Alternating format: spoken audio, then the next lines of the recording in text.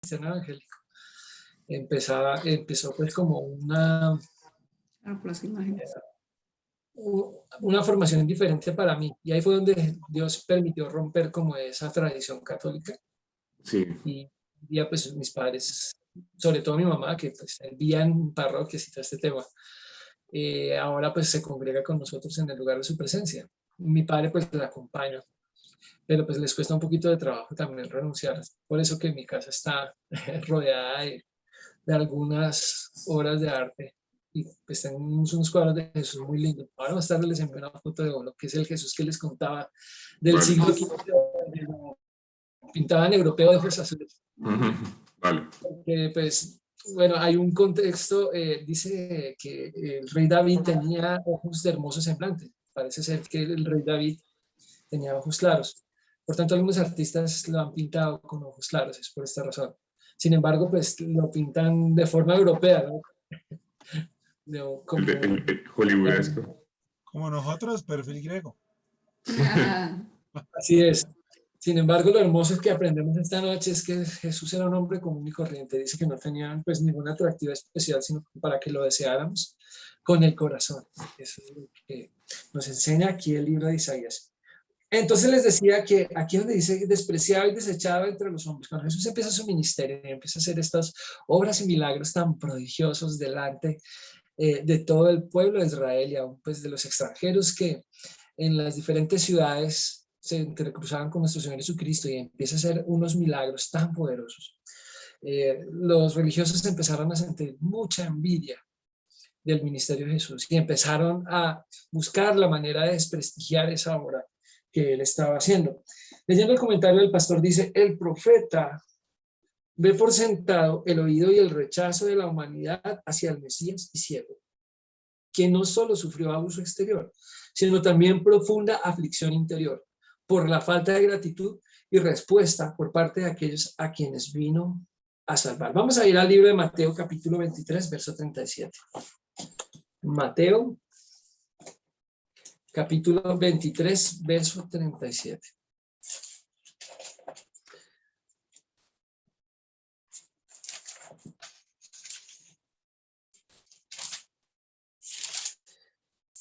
Y aquí vamos desdeñando y desentrañando todas estas condiciones. ¿Qué es lo hermoso de este segmento de Isaías 53? Y como lo dice el título de nuestra conferencia, es que Él llevó nuestro dolor, así como tal vez en algún momento algún amado tuyo te ha rechazado, algún amado tuyo te ha lastimado tu corazón. De pronto tú has entregado tu vida a una persona en servicio y esa persona tal vez no ha tenido la gratitud, pues Jesús también sintió eso de parte de los suyos y para él fue una aflicción fuerte porque pues él venía con todo el amor del mundo. Mira este verso tan lindo. Dice, Jerusalén, Jerusalén, que matas a los profetas y apedreas a los que te son enviados. Cuánto quise juntar a tus hijos, como la gallina junta sus polluelos debajo de las alas y no quisiste.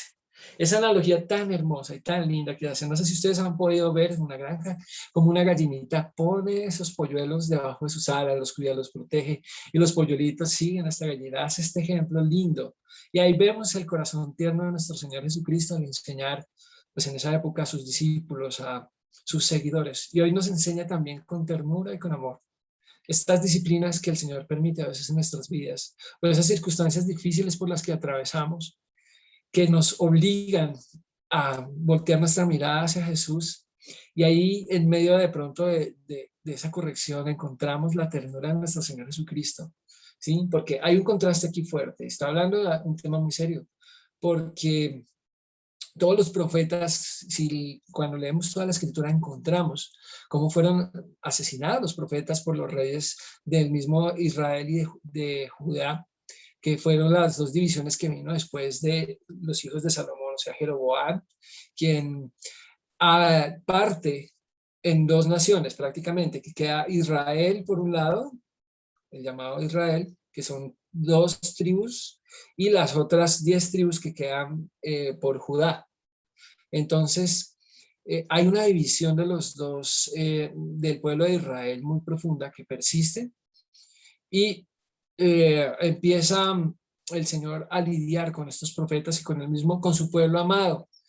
Y algunos reyes pues mataron a estos profetas. Entonces por eso dice: Jerusalén, Jerusalén, que matas a los profetas y que apedreas a los que te son enviados. Vamos a ir ahora a Lucas, ahí donde, ese mismo que está ahí, Lucas 13, 34 y 35. Que es este mismo, Lucas 13, 34 y 35. Es la misma versión. Dice: Jerusalén, Jerusalén, que matas a los... Ah, perdón, ¿estás ahí? Sí. Sí. Jerusalén, Jerusalén, que matas a los profetas y que apedreas a los que te son enviados. ¿Cuántas veces quise juntar a tus hijos, como la gallina sus polluelos debajo de sus alas, y no quisiste? Y el verso 35 dice: he aquí, vuestra casa os es dejada desierta. Y os digo, no me veréis hasta que llegue el tiempo que digas: bendito aquel que viene en el nombre del Señor. Y en hebreo sería Baruch Abba Beshem Adonai, que quiere decir esta frase: bendito aquel, bendito el que viene en el nombre del Señor. Y sabemos que hubo un tiempo de silencio de parte del Señor hasta 1500, desde más o menos el siglo IV hasta el siglo XV, que fueron casi 1000 años donde no hubo una manifestación explícita por parte del Espíritu Santo. Y se cumplen las profecías también cuando es restablecido en el siglo pasado el Estado de Israel. Ellos estuvieron errantes, perseguidos, diseminados, pero con todo el Señor los guardó, los protegió. Y hoy el pueblo judío puede disfrutar del Estado de Israel, que es un milagro maravilloso de parte del Señor, y en concordancia profética para estos tiempos. Lo había predeterminado. Por eso decía: he aquí vuestra casa os es dejada desierta, y os digo que no me veréis hasta que llegue el tiempo. Esta es una parte también profética, donde nosotros debemos entender que hay un tiempo para este cumplimiento perfecto, donde día por día se suman más judíos mesiánicos, es decir, judíos que creen en la obra redentora de nuestro Señor Jesucristo. En el verso 53, donde dice: escondimos y no lo estimamos. Voy a leerlo nuevamente. Despreciado y desechado entre los hombres, varón de dolores, experimentado en quebranto, y como que escondimos de él el rostro, y fue menospreciado y no lo estimamos. Y esta parte me toca muy profundo mi corazón, cuando dice experimentado en quebranto. Por circunstancias de la vida, por decisiones equivocadas que he tomado, Dios ha permitido que tenga y experimente unos quebrantos muy profundos, en donde pues me he puesto delante de Dios y en un llanto muy profundo, en unas tristezas que, por cuanto tengo consecuencias de malas decisiones que tomé en el pasado, pero me hace pensar mucho en Jesús, experimentado en quebranto, tanto físico como en su parte emocional. Él fue quebrado en sus emociones, al sufrir tanto desprecio, tantas humillaciones, tantas persecuciones, porque él venía a traer un mensaje de redención, un mensaje de amor en medio de unos corazones completamente endurecidos. Y lo hermoso es que a la fecha sigue teniendo ese mismo mensaje, ese mismo ímpetu de amor, esa misma paciencia, aún con las personas más duras de corazón. Esas palabras de él creo que nos llegan a lo más profundo de nuestro corazón y nos transforman de una manera tremenda. Pero aquí también ese desprecio, el haber sido desechado, hace que nosotros podamos comprender que Jesús también sintió eso que tú sientes, ese dolor por el abuso que tal vez en algún momento te ocasionaron, ese dolor que tal vez llevas años y que no has podido soltar. Jesús también lo sufrió. Jesús también sintió esa angustia y Él es el indicado de compadecerse para quitar ese dolor. Por eso es que Jesús sana tu dolor. El profeta, perdón, me regreso, estoy en el 53. Con el uso de la primera persona, el profeta habló en el nombre de su nación incrédula que tiene una gran aversión hacia un Mesías crucificado, así como una falta de respeto por el Hijo de Dios encarnado. Entonces pensemos en esto. Viene Jesús, Hijo de Dios, Dios encarnado hombre, y por el pecado nosotros mismos crucificamos a este ser hermoso y maravilloso. Y él, en humildad, haciéndose esclavo, porque así era que morían los esclavos. Por eso él fue crucificado entre dos ladrones. ¿Sí? Lo tuvieron como ladrón, imagínate, como usurpador. La muerte en la cruz era una de las muertes más humillantes que podía pues, haber en su época. Era una muerte donde se la hacían a los peores criminales, que la ley romana determinaba esta muerte. Y nuestro Señor Jesucristo vivió esa muerte, y el mismo pueblo, los suyos mismos fueron los que le confirmaron esa sentencia de muerte. Es más, Poncio Pilato en un punto, por causa de su esposa, trató de librar a Jesús, por eso inclusive les puso a Barrabás, y ellos escogieron también un delincuente en vez de nuestro Señor Jesús. Entonces, si meditamos en la profundidad de esta condición en que Jesús toma nuestro lugar, ¿sí? Se hace hombre y es maltratado así, nos lleva también a una reflexión profunda. ¿Cuántas veces nosotros despreciamos a Jesús? ¿Cuántas veces por causa de nuestro orgullo somos los que de pronto tenemos esa mala actitud para con el hermano o con nuestra esposa, con nuestros hijos, con nuestros amigos, aún con nuestros enemigos? Y ahí estamos pues rechazando este llamado de Jesús, porque es Jesús quien está también en tu hermano, en tu esposa, en tu padre, en tu hijo, en tu cercano, en tu familiar. Entonces, ahí nos pone a reflexionar profundamente de que bajemos la guardia, de que le pidamos al Señor que nos ayude en nuestro orgullo para que no nos envanezcamos, sino más bien tengamos una actitud, un corazón dispuesto y muy parecido a Él.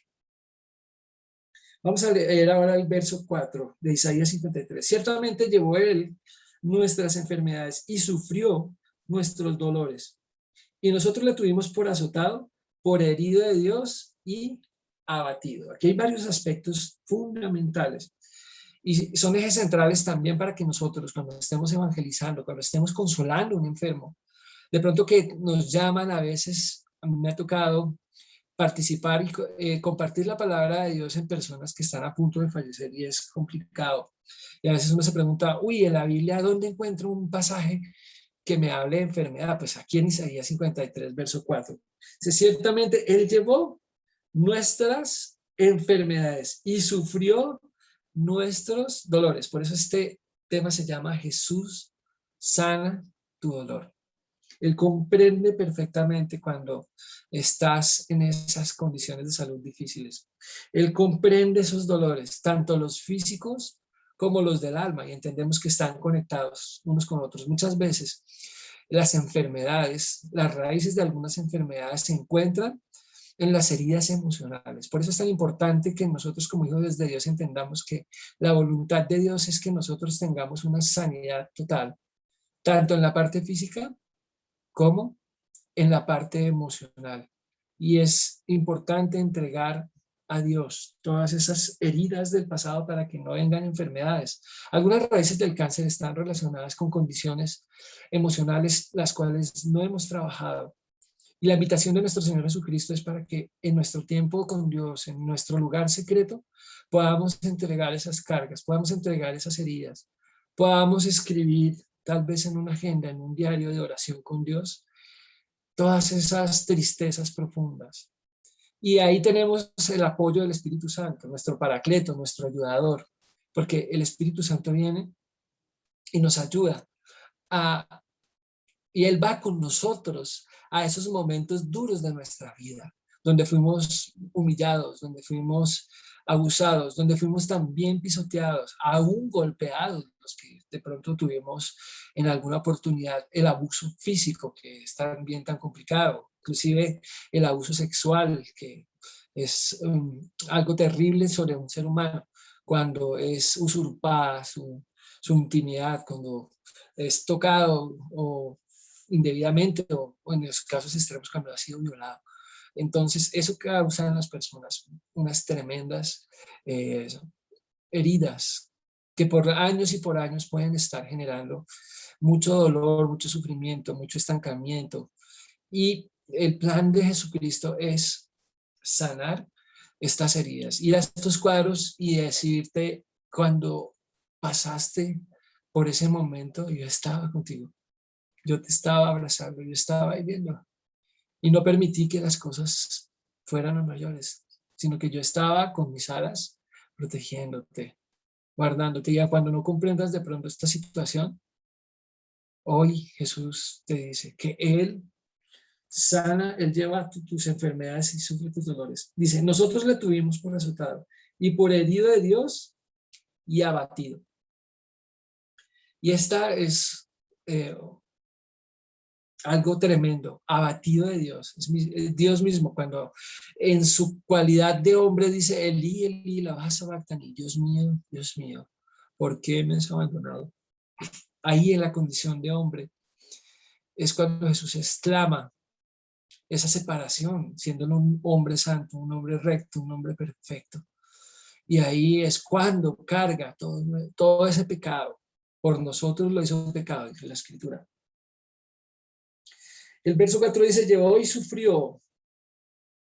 Aunque los versículos se conjugan en pasado, predicen acontecimientos futuros al tiempo de Isaías, es decir, a pretéritos proféticos. En el lenguaje hebreo y en todo el cántico del siervo, Isaías decía que el Mesías sufriría las consecuencias de los pecados de los hombres, es decir, las tristezas y penas de la vida.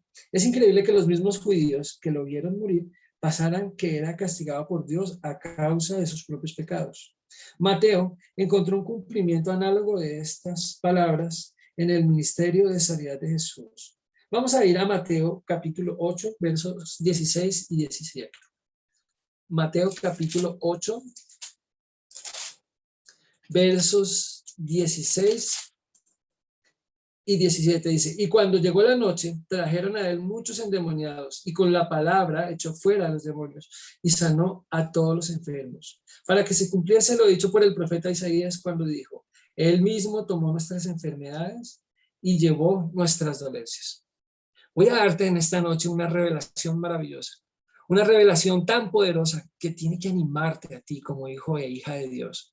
Y es que estos milagros preciosos y maravillosos que Jesús ejerció al echar fuera demonios, al sanar a los enfermos, están disponibles para todo hermano, todo aquel que Él cree. Nosotros también, no por nuestro poder, sino por el poder del Espíritu Santo que mora en nosotros, podemos cumplir también con este ministerio hermoso.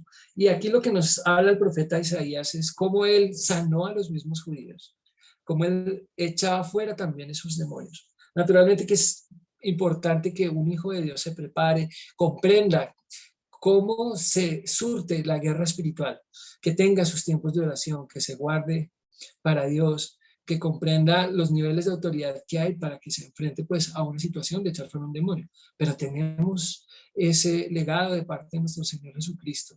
Cuando tengas una persona cercana que tenga una dolencia, no temas en pedir la guianza del Espíritu Santo y posar tu mano sobre esa persona y orar por sanidad. Te sorprenderás cómo el respaldo de Dios viene, porque Dios respalda su palabra. Y Jesús también le dijo a los apóstoles y nos dice a nosotros que también estas cosas, si nosotros tuviéramos fe como el grano de mostaza, podíamos inclusive decirle a una montaña que se eche sobre el mar. Y también habla de todas estas cosas. Pero aquí vemos ese carácter hermoso de nuestro Señor Jesucristo al sanar a los enfermos. Vamos a ir ahora. Seguimos acá en el verso 4. Porque la enfermedad es resultado del pecado que el siervo pagó con su propia vida. Ahí en el versículo 7 dice, angustiado y afligido no abrió su boca, como cordero fue llevado al matadero y como oveja delante de sus trasquiladores, enmudeció y no abrió su boca. Y el verso 8 de Isaías 53 dice, por cárcel y por juicio fue quitado, y su generación, ¿quién la contará? Porque fue cortado de la tierra de los vivientes, y por la rebelión de mi pueblo fue herido. Entonces, por esta rebelión, por tus pecados, por mis pecados, fue puesto Jesús en esa cruz. Y lo que nos llena de gozo es que Él toma nuestro lugar. Y es interesante cuando estudiamos el libro de Génesis, en el primer pecado, en la caída de Adán y Eva, el primer sacrificio es un cordero. Y Dios sacrifica un cordero para tomar sus pieles y cubrir la desnudez de Adán y de Eva. Y aquí profetiza también Dios Padre al hacer este sacrificio, este derramamiento de sangre. Por eso dice que sin derramamiento de sangre no hay perdón de pecados. Y en el libro de Levítico podemos encontrar todo lo que Dios estableció para el pueblo de Israel en cuanto a la expiación y la limpieza y purificación de los pecados. Y lo que vemos allí es que todos estos pasajes hablan de la obra de Jesús. Hablan de lo que Él vendría a ser como Hijo de Dios, como Cordero inmolado.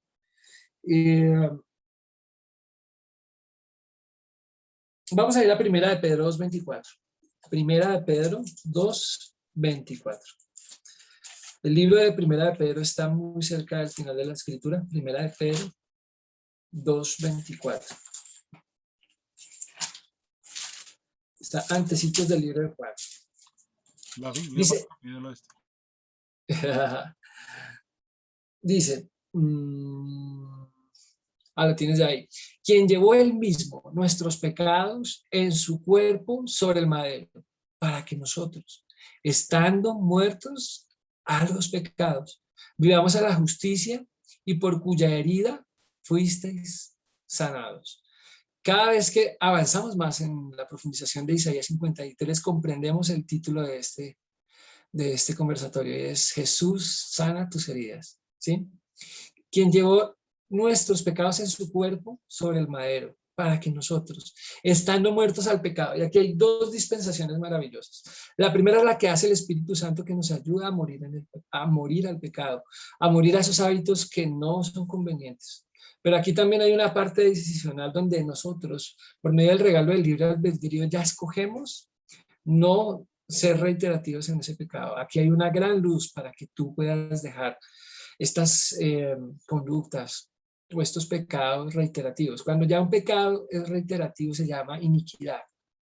Y muchas iniquidades nosotros las hemos heredado aún de nuestros antepasados. Ahí es muy importante surtir la guerra espiritual, romper las ataduras generacionales en el nombre de Jesús, para que seamos libres de todas estas cadenas generacionales de pecado. Pero aquí tenemos un verso que nos muestra gran luz, que está conectado pues con este pasaje de Isaías, y es que por su herida fuimos sanados. También podemos a través de este versículo tener la convicción cuando estemos orando por un enfermo, que por la herida de Cristo ha sido sanada esa persona. Y es hermoso porque lo muestra en tiempo presente. Y aquí está lo milagroso. Isaías, 700 años de que viniera nuestro Señor Jesucristo, estaba profetizando nuestra sanidad, que viniera a cumplir nuestro Señor Jesucristo en la cruz del Calvario. Entonces, eso es lo maravilloso, eso es lo apasionante de la Escritura. Cómo tiene esa conectividad todos los versos, cómo se complementan unos versículos con otros, cómo sorprendentemente hombres que estaban completamente distanciados en semejante lapso de tiempo, tienen una coherencia, y esto es porque el Espíritu Santo fue el que inspiró a Isaías y le mostró esa visión de Jesucristo muriendo en la cruz y llevando pues todas estas dolencias. Dice, en la eternidad desaparecerá toda enfermedad. ¿Quién dice amén? En la eternidad desaparecerá toda enfermedad. Amén. ¿Sí? Allá, Davidcito, cuando tú seas regenerado en el reino de los cielos, vas a tener tu cuerpecito perfecto. Cuerpo nuevo. Y eso no te llena de gozo. Allá vamos a estar gozando con un cuerpo nuevo, cosas maravillosas. Así que este es uno de los beneficios de la expiación de Cristo. Empieza cuando nosotros recibimos a Jesús como nuestro Salvador, una nueva vida, y se refleja en la eternidad. Por eso Él es llamado nuestro hermano mayor, el primero que resucitó y extendió la resurrección a nosotros, los hijos de Dios, que eso es un misterio maravilloso. Es una información que nos llena de luz, de gozo, de alegría.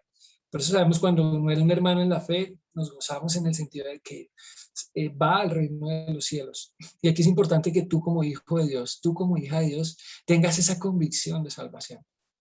Por eso en Efesios 6 dice que usemos el yelmo de la salvación cuando tengamos esos pensamientos oscuros. Pensemos que Jesús es el que nos ha salvado. Tenemos un legado eterno. Y repartiendo junto con Fernando en alguna ocasión los Nuevos Testamentos a través del Ministerio de los Jóvenes Internacionales, pude comprender ese gran título que es el Nuevo Testamento. Yo decía, ¿pero por qué un testamento?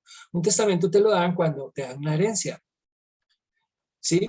Cuando una persona va a morir, es que va de un abogado y si tiene posesiones, le dice, voy a dejarle a fulanito de tal cosa, a fulanito de tal otro. Pues Jesús con su muerte en la cruz escribió el testamento, un legado de eternidad para con nosotros, un legado de resurrección, una nueva vida, una nueva tierra. Y es maravilloso cuando estudiamos escatología bíblica, que es el fin de los tiempos, es el estudio del fin de los tiempos. Ahí podemos comprender el porvenir de los seres humanos. Nosotros como hijos de Dios tenemos ese privilegio de a través del Espíritu Santo comprender los eventos del porvenir. Naturalmente estas pandemias, estas cosas que estamos viviendo actualmente hacen relación y referencia. Les recomiendo mucho que estudien el libro de Mateo capítulo 24 y 25, donde aparecen todas estas cosas. Vamos a estudiar ahora en Isaías 53, el verso 5. Dice, mas él herido fue por nuestras rebeliones, molido por nuestros pecados. El castigo de nuestra paz fue sobre él, y por su llaga fuimos nosotros curados. Otro argumento maravilloso, por su llaga, nosotros fuimos curados. Este versículo es la esencia de la sustitución o expiación divina. El pueblo de Israel lo que hacía para poder hacer y celebrar las fiestas y también santificarse era sacrificar un corderito en sustitución. Y lo que dice nuestro Señor Jesucristo para con el Padre fue sustituirnos a nosotros, morir Él en la cruz por nosotros. De ahí la importancia de este quinto evangelio. De ahí la importancia de que abras tu mente y tu corazón a este entendimiento. De que Él tomó tu lugar, Él tomó mi lugar para restablecer y darnos entrada al reino de los cielos. Y más hermoso que tener entrada al reino de los cielos es poder disfrutar naturalmente de la presencia de Dios. Y esta salvación empieza aquí y ahora, cuando nosotros tenemos estos tiempos maravillosos de conexión como hermanos, como familia, familias en Cristo Jesús. Cuando tu corazón empieza a ser cambiado, transformado, tus pensamientos vienen de oscuridad a luz por causa de la obra de Jesús en la cruz, pero también de lo que hace el Espíritu Santo, que nos llama, por eso nos llamamos hermanos, por eso es que los cristianos se llaman unos a otros hermanos, ¿sí? Porque entramos al recibir a Jesús, a esta gran familia de Dios, ¿sí? Somos pueblo santo, dice, vosotros sois nación santa, linaje escogido, y pueblo pagado por un precio alto, por el derramamiento de la sangre del ser más lindo que pudo pisar la tierra, que es nuestro Señor Jesucristo. El hombre más maravilloso, el más lindo, el más hermoso. Por eso hay una alabanza muy linda que se llama Yeshua, que dice que Él es el más hermoso entre millones y millones. Él es el amado de Dios. Y aún así, Dios con todo ese amor que siente por Él, por Jesús, lo sacrificó en la cruz para que nosotros pudiéramos disfrutar de esta salvación. Lo sacrificó para que Él cumpliera y restituyera esa primera relación que tenía tal vez Adán en el jardín del Edén, pero por causa del pecado fue rota esta relación. Por eso Jesús es el maestro de la reconciliación. Si tienes algo contra alguien, si alguien te ha herido, acude a Jesús y pon tu caso, lleva tu caso a Jesús porque Él es el maestro de la reconciliación. Si alguien salió de tu vida y saliste de mal manera con una persona, que yo sé que el Espíritu Santo en este momento está poniendo la imagen de esa persona en tu mente, pues te tengo noticias esta noche, que Jesús es el maestro de la reconciliación y para Él no hay nada imposible. Dice, no soy yo Dios de toda carne y para mí no hay nada imposible, dice el Salmo. Después les digo qué Salmo es. Entonces dice, el siervo sufrió, no por su propio pecado, ya que él no tuvo pecado. Vamos a ir a Hebreos 4:15. Y esto es tremendo, tremendo porque Jesús no pecó. Y lo testifica aquí en el libro de Hebreos 4, verso 5.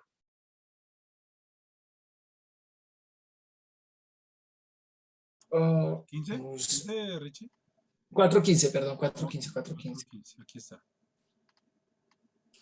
Este verso es lindo, lindo, lindo en gran manera, porque no tenemos un sumo sacerdote que no pueda compadecerse de nuestras debilidades, sino uno que fue tentado en todo, según nuestra semejanza, pero sin pecado. Jesús sintió frío, Jesús sintió hambre, Jesús tuvo todas las sensaciones que tú como ser humano tienes. Por eso Él puede compadecerse, por eso Él puede comprenderte. Por eso cuando tú tienes un corazón dispuesto y una fe puesta, tu mirada la pones en Él, puedes sentir ese abrazo de Jesús. Y es hermoso, y es muy lindo. Cuando en medio de tu enojo o en medio de tu tristeza, de tu depresión, aún de tu ansiedad, puedes sentir ese abrazo de Jesús. Y viene Él con su palabra. Y te aseguro que tú abres la Biblia y Él te habla con amor, te habla con ternura. ¿Sí? Y es hermoso. Tengan muy en cuenta este verso, porque no tenemos un sumo sacerdote que no pueda compadecerse de nuestras debilidades. ¿Sí? A veces somos juzgados por nuestras debilidades. Nosotros mismos nos odiamos por causa de nuestras debilidades. Pero tal y como somos, Dios nos ama. ¿Sí? Y Él nos ayuda en esas debilidades. Y Jesús también sintió esas debilidades. De hecho, fue también tentado por Satanás cuando fue los 40 días al desierto. Y cuando él ya estaba en un estado de muchísima debilidad, fue tentado. Y ahí es cuando el enemigo aprovecha. Cuando estás ahí a punto de explotar, que el enemigo se aprovecha de tus emociones. Pero el Espíritu Santo tiene buenas noticias para ti esta noche, que Él quiere ayudarte a que tengas dominio propio, para que esas emociones no te ganen y puedas tener una vida más equilibrada, para que aprendas a hacer silencio, aprendas a callar. Y para los que de pronto son muy boconcitos, que le dan eh, fluidez a sus palabras y hieren a los demás, les recomiendo mucho la lectura de Santiago 5, que es muy hermoso. Dice, ahora vamos a ir al mismo Hebreos 7:26. Hebreos 7:26. Aquí también es interesante comprender que es el sumo sacerdote. Jesús es el sumo sacerdote del pueblo de Israel. El sumo sacerdote era el sacerdote principal, Amén. que tenía la posibilidad solamente una vez al año, y si estaba en santidad, de entrar a la presencia de Dios. El tabernáculo tenía 3 zonas: el altar, el lugar santo y el lugar santísimo. Y el sumo sacerdote entraba una sola vez al año al lugar santísimo a llevar las ofrendas. Y era interesante porque el sumo sacerdote entraba con una cuerda amarrada a la cintura. Si el sumo sacerdote estaba en pecado, moría por causa de la presencia de Dios. Él iba con unas campanillas en los pies. Esto lo encontramos pues, en las diferentes historias de la Biblia. Y esas campanillas eran para que los otros sacerdotes pudieran comprender que estaba aún vivo. Y si entraba en pecado, moría. Por eso iba tomado de la cintura de una cuerda y lo sacaban arrastrado, muerto, porque había morido por causa de haber sido expuesto en pecado a la presencia de Dios. Y eso es Jesucristo. Se presenta delante de Dios sin pecado, con las ofrendas para expiarnos a nosotros, es decir, para limpiarnos de pecado, para traernos de una vida de pecado a una vida de santidad. ¿Listo? Una gran verdad que nos revela el Señor ahí. El 7:26 dice, porque tal sumo sacerdote nos convenía. Y ahí están las cualidades de nuestro Señor Jesucristo. Y la noticia es que estas cualidades quiere que nosotros también las desarrollemos, pero no las podemos desarrollar solos o por decisión, sino por el trabajo que el Espíritu Santo hace en nosotros. Dice, santo, inocente, sin mancha, apartado de los pecados y hecho más sublime que los cielos. Jesús es más sublime que los cielos. Esta es una alabanza muy linda que tú le puedes dar a Jesús. Te la enseñan esta noche a través del libro de Hebreos, capítulo 7, verso 26. Y quiero que tengas ese pensamiento constantemente, que Jesús es más sublime que los cielos. No sé si has tenido la oportunidad de pronto de estar a la orilla del mar y ver un atardecer y ver cómo el sol en su cenit desciende y esos colores tan espectaculares, es lindo. Si eso te parece hermoso, pues nuestro Jesús es más sublime que ese momento lindo de un atardecer a la orilla del mar, o de pronto esos paisajes hermosos que nos inspiran, que uno, mejor dicho, se queda ahí enamorado de la naturaleza. Pues Jesús es más sublime que todo eso. Si tú abres tu corazón y si abres tu mente, si lees la palabra con disposición, si permites que el Espíritu Santo te explique, te enseñe, te llene, vas a tener, vas a poder vivir, tener una experiencia de este sublime Jesús en tu vida, en tu casa. Y eso es lo que Él quiere. Este sublime Dios en tu corazón. Qué hermoso.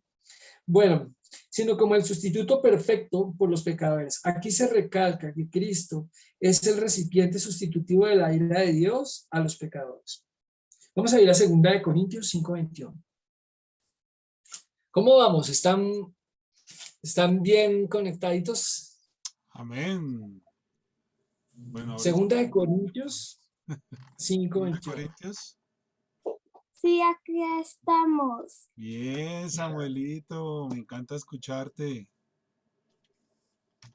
Qué lindo, Samuelito, que estés con nosotros, porque esta sabiduría que Dios te permite a tan temprana edad te va a ser de mucho beneficio para el propósito que Dios tiene en tu vida, porque todos los que estamos acá no estamos aquí por casualidad, sino que estamos siendo entrenados por el Espíritu Santo para la obra que Él va a permitir que nosotros tengamos. 5:21, 2 Corintios, capítulo 5, verso 21. Amén. A ver. 5. Verso 21. Dice, al que no conoció pecado, por nosotros lo hizo pecado, para que nosotros fuésemos hechos justicia de Dios en él. Eso fue lo que hizo nuestro Señor Jesucristo. Primeramente, guardarse en santidad y demostrar que si era posible el cumplimiento de los mandamientos en los hombres. Pero entonces, la justicia de Dios fue en él. ¿Por qué? Porque Adán y Eva entregan las llaves de la muerte a Satanás y entra el pecado en la humanidad. Pero lo que hace nuestro Señor Jesucristo es completamente lo contrario. Por eso, en algunos apartados de la Escritura encontramos que Jesús es el segundo Adán que viene a cumplir todas las promesas maravillosas. ¿Y saben qué es lo lindo? Que Dios es tan soberano, Dios es tan poderoso, que tenía un plan con el ser humano desde el principio, un plan de eternidad.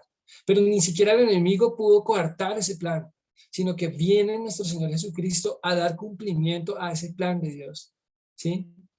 A ese plan de nuestro papito lindo, de Abba Padre, de Jehová Abba, que es papito.